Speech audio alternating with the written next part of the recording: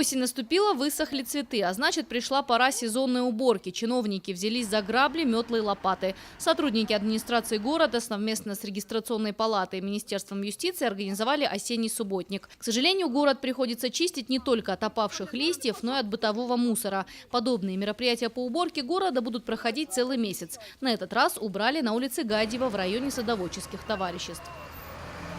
Ощущение, что здесь с утра до вечера вот эти места посещают люди, у которых одна единственная цель – побольше грязи после себя оставить. Вот.